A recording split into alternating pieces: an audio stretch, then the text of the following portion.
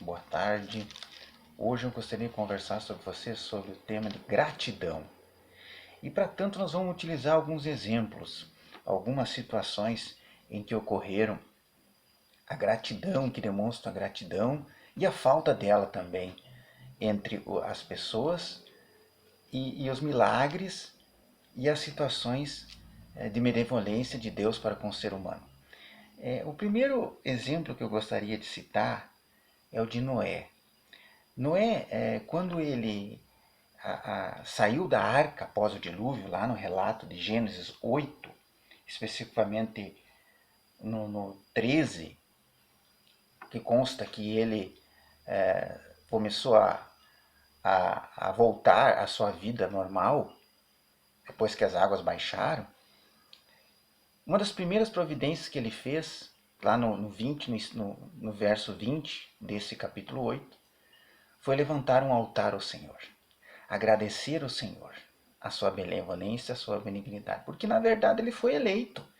Ele e os filhos dele, Nora e a esposa, eles foram eleitos por Deus para dar continuidade a uma nova espécie, a uma nova geração, que a partir dali deveria cultuar a Yahvé e realmente viver de acordo com os princípios que ele havia instituído, porque aquela geração era perversa, era descrita como uma geração violenta, corrupta, perversa, uma geração que voltou as costas a Deus, que não queria compromisso com o Senhor. Então o fim deles foi através das águas, através do dilúvio. Então Noé representava o nascimento de uma nova esperança, uma nova geração. Mas o interessante disso é que Noé fez um altar e ofereceu sacrifícios ao Senhor. Aquilo foi algo espontâneo, aquilo foi algo de reconhecimento da majestade, da superioridade da supremacia do Senhor na vida dele. Ele montou um altar, escolheu, o relato consta lá no 20, animais limpos e aves limpas e ofereceu holocaustos ao Senhor. E o Senhor recebeu esse sacrifício. Então Noé, ele foi um ícone, ele foi um emblema de um homem que foi honesto, um homem que foi íntegro, um homem que realmente tinha o seu destino, a sua vida voltada a agradar a Deus, a cumprir o propósito de Deus na vida dele.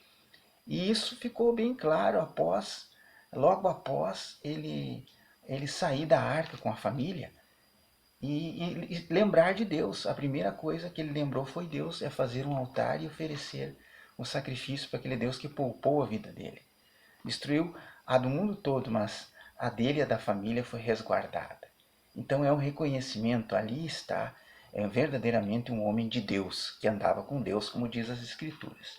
O outro exemplo de gratidão é um exemplo assim mais, digamos assim, que coloca mais em evidência a nossa característica humana, que é justamente o pecado.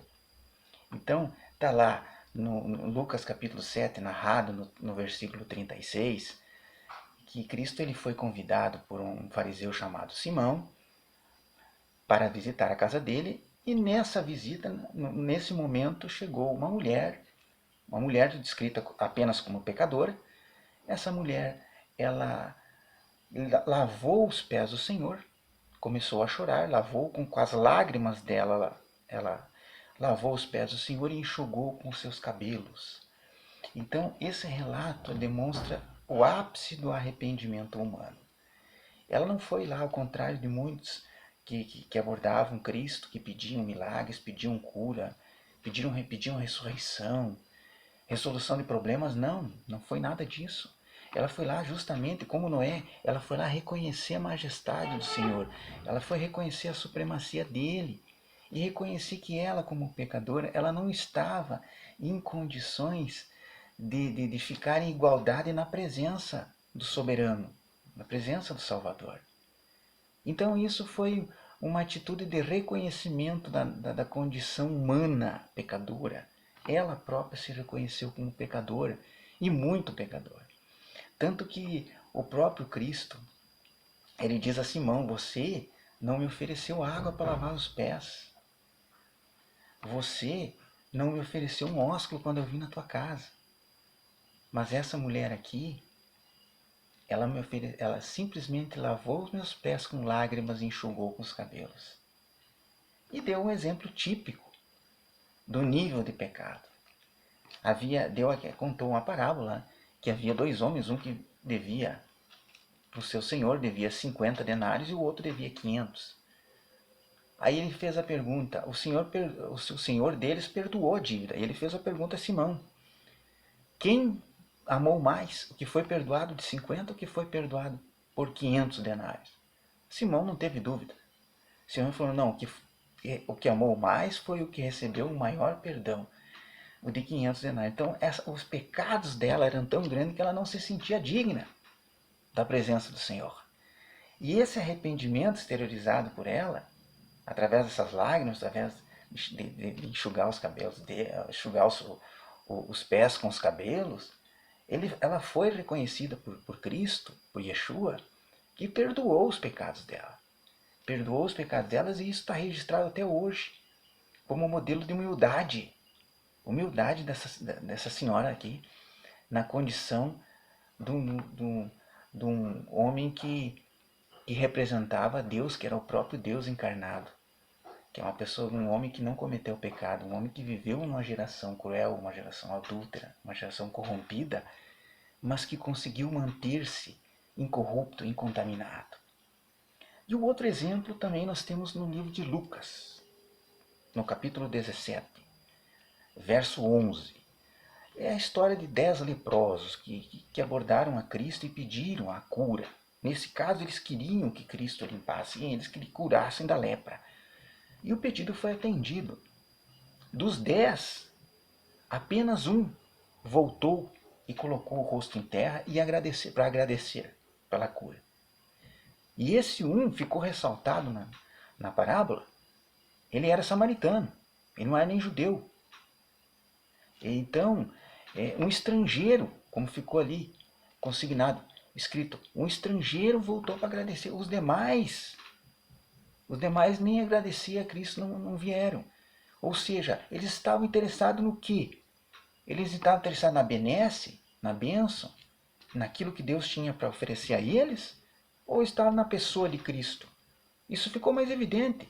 Então, essa senhora que enxugou, que regou os pés do Senhor com lágrimas e enxugou com os cabelos, ela não recebeu nada de Cristo. Ela não estava esperando nada de Cristo. Ela recebeu algo que maior que um ser humano pode receber, que é o perdão dos pecados, a vida eterna, a salvação.